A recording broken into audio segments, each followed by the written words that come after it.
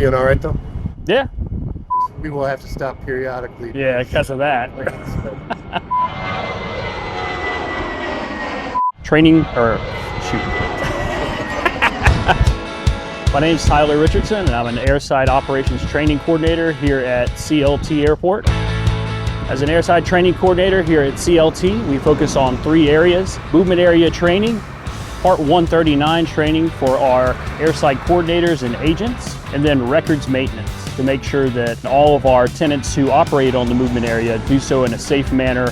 The movement area consists of anywhere where aircraft operate on the ground out here at CLT. That includes our runways and our taxiways. The ramp area is largely a non-movement area, but we also train our staff to ensure safe operations out on those areas as well.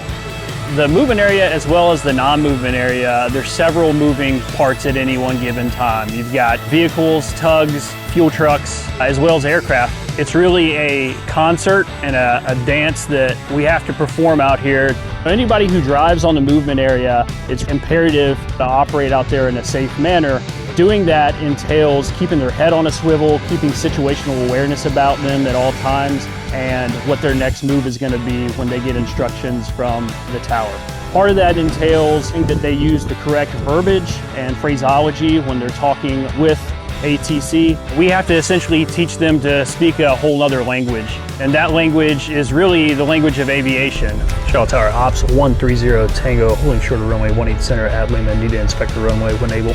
Working at CLT gives me a unique opportunity to take my talent and love of aviation and share it with other people here to ensure the safety of one of the world's busiest airports.